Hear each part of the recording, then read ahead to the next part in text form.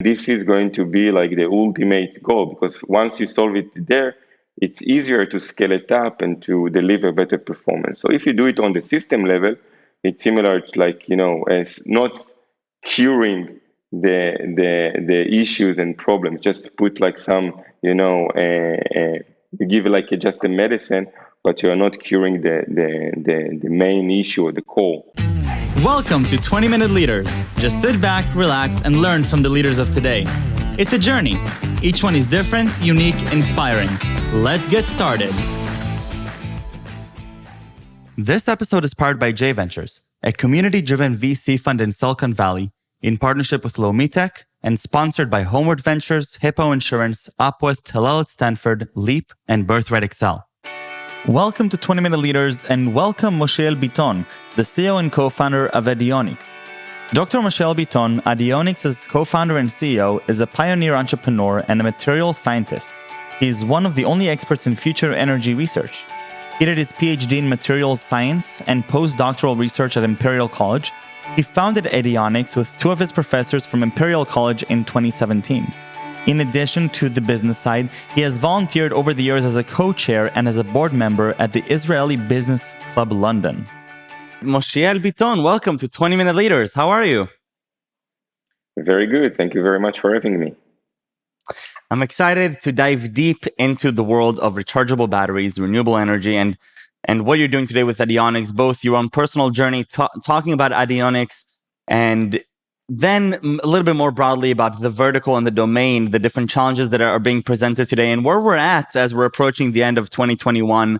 With this world, obviously, rechargeable batteries is becoming an increasingly relevant problem to be solved across the board, and we're seeing a lot of different players that are thinking about this. A lot of different world experts that are talking about this as one of the main challenges that we need to be solving right now to take humanity forward. And so, Moshiel, let's start off. Tell me a little bit about yourself and how do you find yourself enter the world of rechargeable batteries?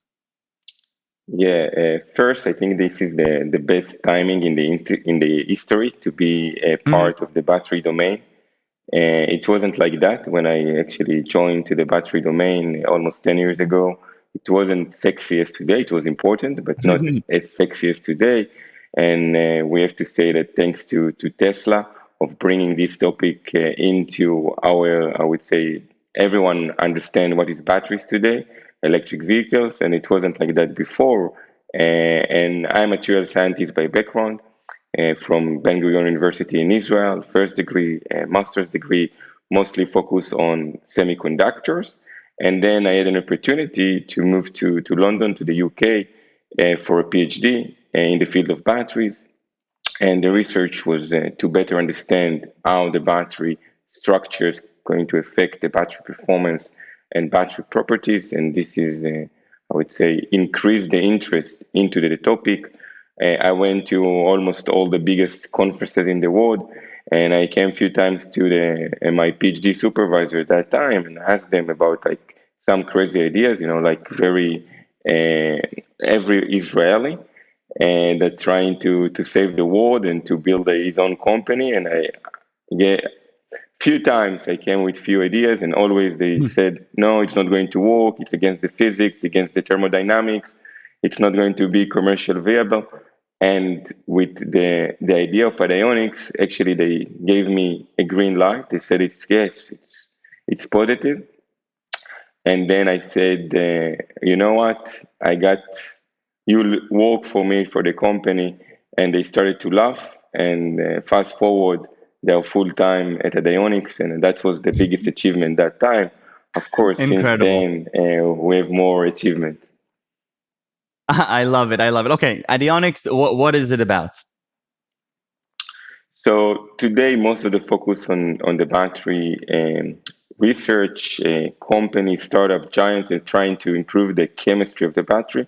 This is across all the border. We hear lots of I would say buzzwords of new batteries, new chemistries, and we are taking undeveloped, untapped concept in the battery architecture, one component inside the electrodes called current collector.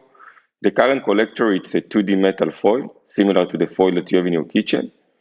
And believe it or not, it hasn't changed in the last 30 years. Everyone, even Tesla, using the same current collector that invented back then, the same kitchen foil. And many tries to replace it or suggested ways how to improve performance via replacing this component, but no any solution managed to be at scale or at commercialization, I would say, in every sector and in every domain. And the reason for that, that no one managed to solve the manufacturing to date. So how to build those structure in a cost-effective way that will be battery graded and can work in different chemistries simultaneously. And that was our goal from day one. We knew there is like a big potential, a huge potential of moving to novel structure, to smart structure, not to use this dumb 2D structure. But we need to build millions of cells a day at competitive cost. And of course, they need to be safe and with improved performance. Otherwise, there is no any justification to build something new. And that's how we Interesting. started. And the idea is to combine the manufacturing process, novel manufacturing process, using AI and sophisticated algorithms to combine them together. As the idea of Addionics is also to digitalize the process of improving batteries. I love it. Okay, so take me one step back and let's talk a little bit more broadly about why this is a problem that is relevant for today. You mentioned this is the best time in the history of batteries to be working on these types of problems, but how are the advancement of batteries and the advancement of new chemistries and new production mechanisms, how is that going to impact our daily lives, in the most both trivial and non-trivial ways? Yeah, so batteries are everywhere, like from mobile phones. I'm speaking now from the airport. So they need to work on batteries, laptops, devices that need to be without any wires, that need to be mobile, electric vehicles, of course, energy storage.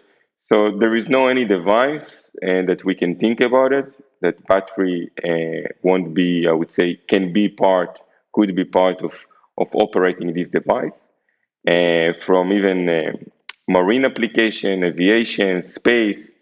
So it's becoming broad, and we've mentioned already Tesla. So Tesla managed to push and to bring the electric vehicles into the market, and even to car makers to change. Like it's a paradigm shift in terms of how to think of. So they are not just making electric vehicles; they are energy company, utility company. What they are going to offer, and this is something that most of the car makers starting to understand. Some of them even applying that. Volkswagen building 6 gigafactories around the world, and this is also from few different reasons.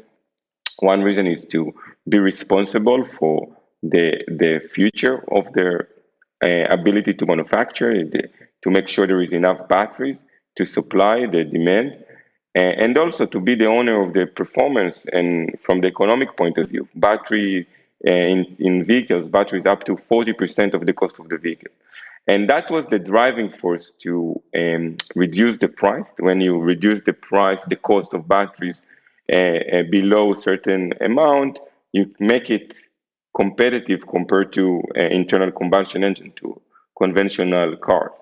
So cost is, I think, the main driving force to convince the public to move to electric vehicles, and all the other, of course, are important, but the main driving force is cost.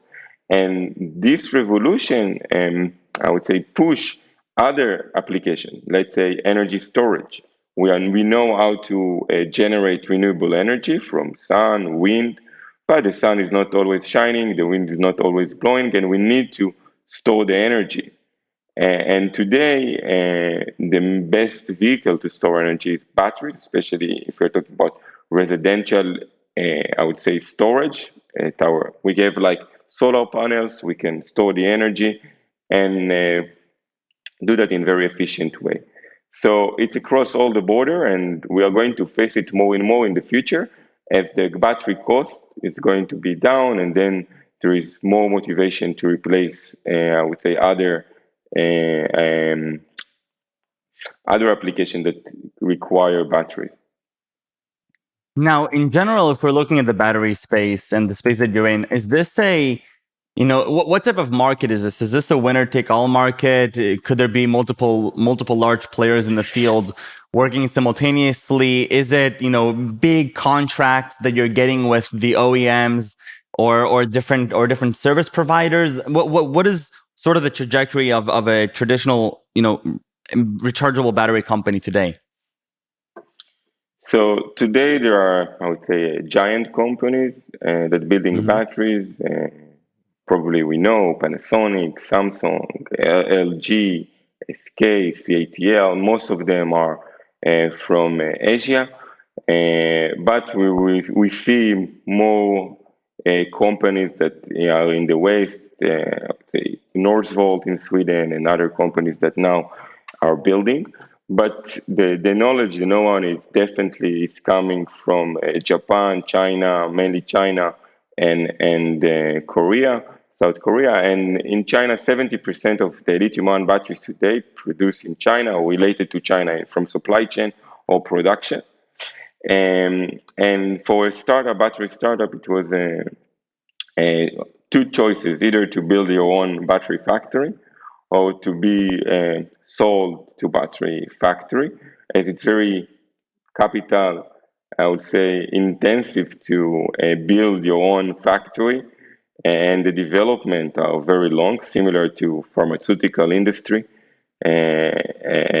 Cycles are very long, and today the need is huge, and then it's like more possibilities for new players to come, and there are new factories so they can adapt, and I would say they have to be more innovative, otherwise they will not be able to compete with a giant factory, so they need to adapt new technologies.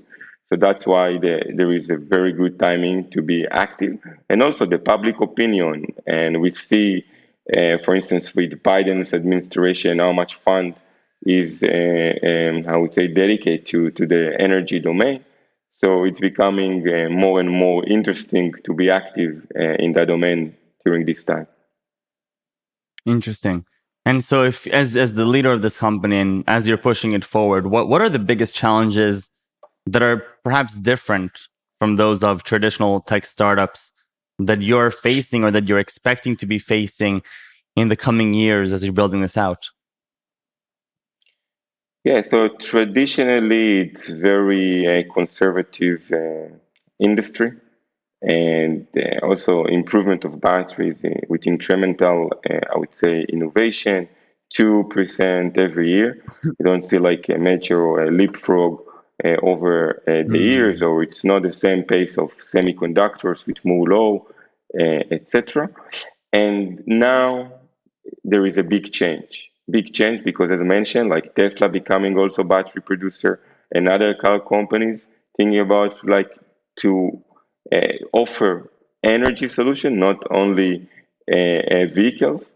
And then the broader is becoming more, I would say, um, something that is not, I would say, very sharp.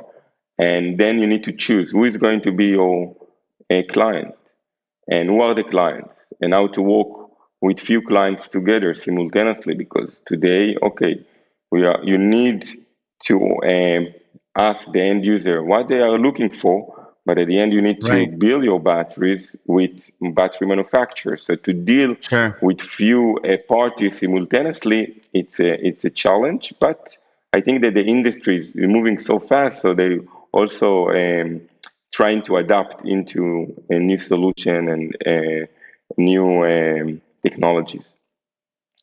And so, how much of the innovation right now lies in the actual chemistry of what comprises of the battery versus the manufacturing mechanisms, the ability to scale and to do it in a cheap way? Obviously, those things are interconnected, but what is really the driving force of the innovation right now?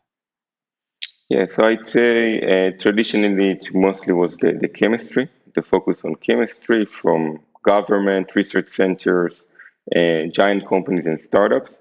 In the last 5, 10 years, we see a major movement into engineering at the system level. So automation, gigafactories, terafactories, scaling up, lots of robots that control, so less manpower. Of course, it's also one of the driving force for cost reduction. And this is mostly on a scale level. And with electric vehicles, we see lots of also innovation on the system level, pack level, battery management system, cooling system. And I think the missing part in the puzzle is fundamentally to look on the, I would say, basic structure, the unit that is repeated in every system. In every cell, you have many electrodes. In every, I would say, car, you have thousands of cells. So if you look fundamentally on the very basic repeated unit and then trying to solve a fundamental issues there, um, heat dissipation, thermal, like to have like even temperature there, to improve the mechanical stability, to have more surface area. Uh, very aspects that important there, and to link it also with software modeling. And this is going to be like the ultimate goal, because once you solve it there, it's easier to scale it up and to deliver better performance. So if you do it on the system level, it's similar to like, as not curing the issues and problems. Just put like some, you give like just a medicine, but you are not curing the main issue or the core. And we are trying Right. to build it from the foundations, from the building blocks that creating these systems. Wonderful. Take me back a little bit, back to your journey and your entrance into this world. How early did you realize that this is what you want to be working on? Or this field is something that you So want to be working on? yeah, so I wanted to do something related to science, even since school, engineering mainly. As every Israeli, I served in the army, and I was in a combat unit. And after the army, I went to South America.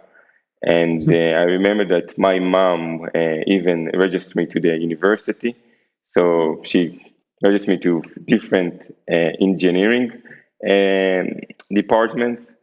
And then I went back and I used to work in a factory in the south of Israel, in the Dead Sea. And I haven't like no idea about like different engineering, like does it mean in reality. But once I had this like work experience, I understand what I don't want to do. And then it's kind of eliminate the options. And I really like science and also engineering. And I found that material science and engineering, it's a combination of both. And in the first year, it was, I would say, lots of math, physics, but then it's becoming more and more interesting. I started to Right. love the topic. And then that time, I was my master's supervisor convinced me to move to do like a master's degree and to continue work. It's more like mostly nanotechnology. And I managed to get into the battery domain by chance, really by chance, lucky. He was trying to convinced me to continue for a PhD in his department. I felt a bit bad to say no because it was my academic father and I really liked him. And I said, it would be boring if I will continue and I will do all degrees in the same university. If to do like a PhD, I will do it abroad. And I just throw something into the air. And when I started Imperial, everyone asked me, for how many universities did you apply? And I was sorry to say that I applied only once. And I wasn't looking for like specific topic or university. It was just, sounds very attractive to move to London to get like a very impressive like scholarship to live in South Kensington and to study there. So and to enjoy London life, and this is what I did. And while studying and entering into the battery domain, and even after 3 years, I said I don't know anything about it. Like, but just after that, all the knowledge, all the I would say time that I spent in that field managed me to understand, okay, now I know and I can do something in this domain. And the ability to start a company, it's thanks to my co-founders, my partners. They're bringing all the knowledge and the background understanding. And at the beginning, I was just a delivery boy. I knew about science, but I told them, guys, no worries, I will make sure that we're going to bring funding and to build a company. And I offer them first like better future and even better, I would say, condition in terms of Amazing. compensation from the university. Yeah. I love it. I think that's just so cool. And obviously, throughout this conversation, I can easily pick up on the inspiration that you derive from your work. And I love this integration of academia and business and understanding the positive impact that you're going to have and the scale that you can achieve. What are 2, 3, or 4 words that you would choose to describe yourself? Friendly, uh, dedicated, and ambitious. Moshiel, toda rabba. Thank you very, very much. Best of luck with Addionics. I can't wait to be Thank driving you. in cars with your battery there and seeing where things end up and good luck on your journey. I think it's just really, really cool. Thank you. Thank you very much, Michael. It was a great pleasure. Of course.